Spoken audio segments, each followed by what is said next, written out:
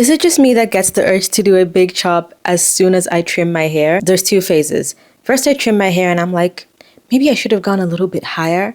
Maybe I should have gone a little bit higher. You know what would look really good? Actually, a bob. Maybe I should just do a bob. And then I get past that phase and I'm like, I want my hair to grow back as fast as humanly possible.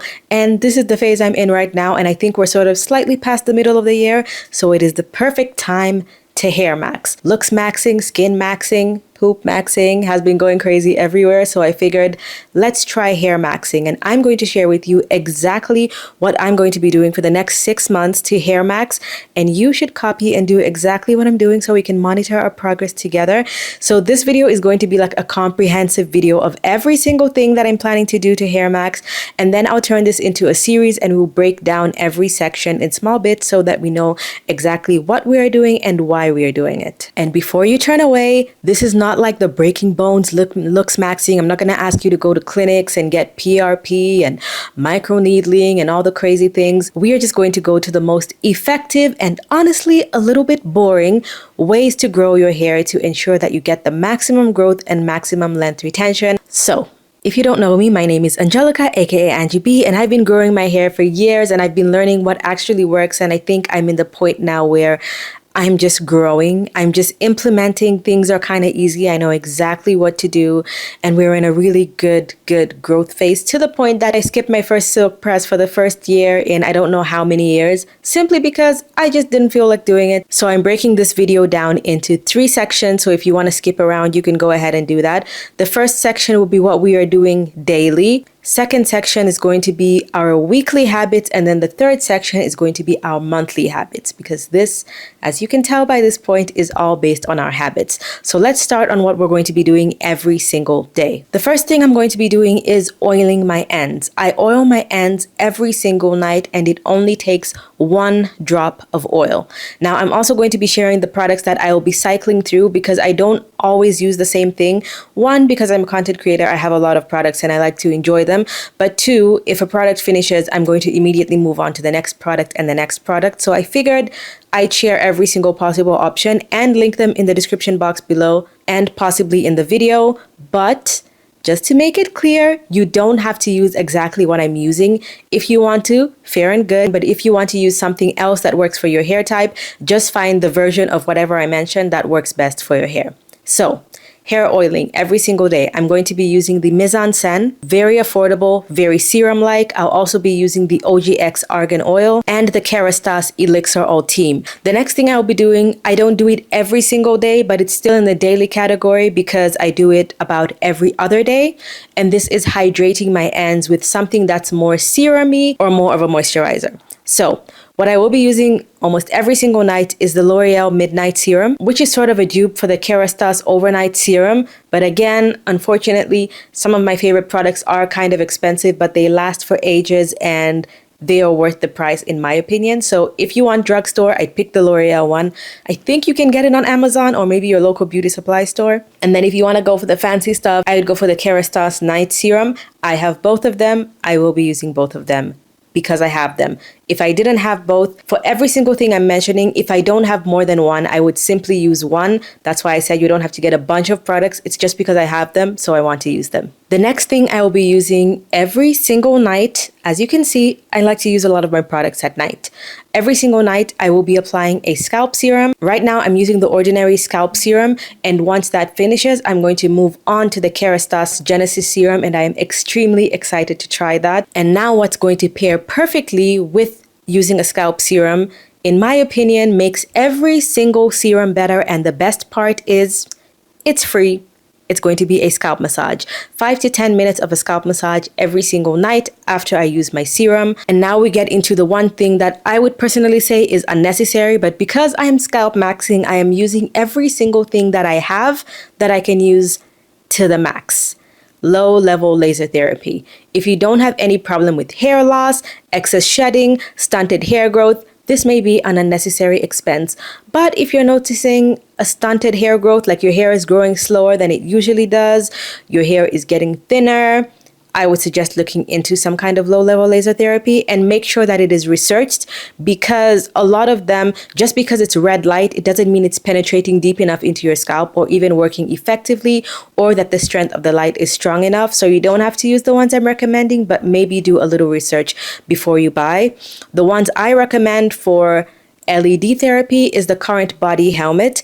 And then if you want something that has low level laser therapy, which penetrates deeper into the scalp, and also LED therapy, I would recommend the Eye Restore. So the Eye Restore, the one I have, you use it every other day. And then for the Current Body, you can use it every single day.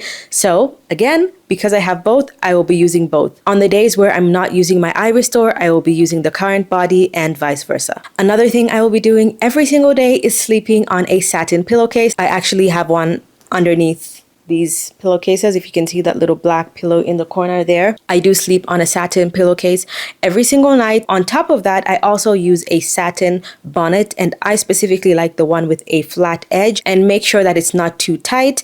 It's just my personal favorite. I've been using them for years, like over 5 years at this point, and every single time I go back and get the exact same one.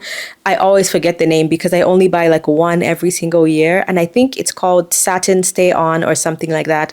Again, every single thing I mentioned will be listed in the description box, so you can check that out. Now let's move on to my weekly habits. For my weekly habits, the way I start my week is with an oil treatment. Sometimes I warm it, sometimes I don't. I'm going to be honest with you, most of the times I don't remember to warm it because I just want to get it over with. But if you really want to maximize on your hair growth and really like let it penetrate deeper into your scalp and use enough without using too much product because it's thinner while it's warm, I would suggest you warm it by just putting your oil into a mug or a hot bowl of water. It doesn't have to be boiling, and it should not be boiling water, just hot enough to heat the oil. So I will be oiling my scalp once a week, and I do this the night before I wash my hair. And the reason why I don't use oils more throughout the week is because of my low level laser therapy and LED therapy. Both of those treatments recommend that you don't use oil because it sort of blocks the light from going into your scalp. So I only use it on the night before I wash my hair, and I still find it highly effective. I will be using my personal oil mixes that I've already made, and you probably have the videos on this channel, but it is oil mixes that contain rosemary oil and peppermint oil because those are my favorite essential oils, and then I mix them into whatever oil I have on hand, whether that's avocado oil, and then I alternate. Sometimes I use that, and then other times I have this Indian oil that I use that has amla and a bunch of other Ayurvedic herbs. So those are the oils I will be using on my scalp. Again, whatever oil you have on hand that you like for your scalp, you can use it to oil your scalp. So I put that on my hair in the night, leave it on overnight, and then wash my hair in the morning and proceed, which takes me to my wash day. I wash my hair once a week, and because I'm going to be going back to the gym and potentially sweating even more, I may consider washing my hair twice a week, but I will update you on that. For now, I'm sticking to my once a week regimen. And something I am implementing with washing my hair once a week is the sandwich method. This is not a new thing. People have been doing it for years. It's getting popular again. And I have noticed that I haven't been using my regular conditioners as much. I've just been using my deep conditioner. And because I have the product, I want to use it. I don't want to waste it. So I think now is the perfect time to do the sandwich method. And maybe if you have a conditioner that is just a regular conditioner, not a deep conditioner that you're not using as often, maybe you can use this as an opportunity to use that up. So what's the sandwich method? The sandwich method is where you first coat the lengths of your hair in conditioner before you shampoo. Then you shampoo your hair, by the way, after you wet your hair. Wet your hair, coat your hair strands, like at least from this way down, in conditioner, and then shampoo your hair, which should only be focused on the roots anyway. And then the shampoo will run down the lengths of the hair and get that conditioner out. And then after your hair is shampooed, you go ahead and do a deep condition. And then after you deep condition, you rinse that out and follow up with whatever else you need to add. So the sandwich is basically like, the sandwich is conditioner, shampoo, deep conditioner. The shampoo is the inside of the sandwich, okay? And this just helps with prevention of breakage. It keeps your hair more hydrated and also prevents your hair from losing any extra moisture that you would lose from the shampooing process. And I started doing this about 2 weeks ago, and I'm already noticing that my hair does feel nice and softer and smoother. So I really like that. So as I mentioned, the sandwich is conditioner, shampoo, deep conditioner. So these are the shampoos I will be using. For a detox shampoo, which I do usually every other week, I will be using the Way Detox shampoo. And then for my regular shampoo, I will be using my Pureology NanoWorks Gold This thing goes a long way. I've had it for so long and it's still working, but I would highly recommend almost any single shampoo from the Pureology line. They are all amazing. I like the Strength Cure, the one in the blue bottle. I like the Hydrate line. You can't go wrong with the Pureology shampoo. And then for my conditioner, I will just simply be using the matching Pureology NanoWorks conditioner. And then for my deep conditioner, no one's going to be surprised here. I'm going to be using the Amika Soul Food Nourishing Mask. It is my favorite deep conditioner of all time. I could recommend so many more, but honestly, in this category, nothing can compete with this one. It is the number one and my only one. Once the sandwich method is done, it is time for leave-ins, and I will be using my number one leave-in conditioner, and this is the Pureology 21 Benefits blah blah blah. That one, I'll link it on the screen. That is the best leave-in conditioner I've ever tried. Specifically, I'm talking about a liquid leave-in. It goes right into the hair shaft. It keeps the hair super moisturized. It even prevents the hair from shrinking too much. I don't know how that works, but it is amazing. And if you've tried multiple liquid leave-ins and you find that they don't work, try this one. Trust me. Every single person that I've recommended it to, whether they have straight hair, curly hair, fine hair, textured hair, coarse hair, it works for them, so I recommend it. And then after my liquid leave-in, sometimes I like to go in with a leave-in cream, especially for the ends of my hair on the day when I wash it. And my favorite one is either the Olaplex number 6 treatment or the African Pride. I usually use both, so I'll use Olaplex right after I wash my hair, and then later on in the week, if I feel like my hair needs a little bit more nourishment, I'll go over with my African Pride leave-in cream. And then to seal all that in, I will use one of the oils that I recommended in my daily routine, which is either the Mise en Scène Kerastase. Number one is Kerastase, and I do that more like from the mid-length to the ends on my wash day. Now let's get into my monthly habits. So monthly habits, because it's only once a month, it's not as much. So what I do once a month is blow dry my hair. So usually it's like every 4 to 6 weeks. Usually I lean towards the 6 weeks mark, but I'm gonna try and do it at least every 4 weeks. So this is not necessary, but for me personally, I have seen the most growth when I stretch my hair because there's less tangles, less breakage. I can detangle my hair easily. And I usually use the GHD blow dryer, but currently I've been using the Dyson Airwrap with the blow dry attachment, the one that's more of like a hard bristle brush and not the comb attachment.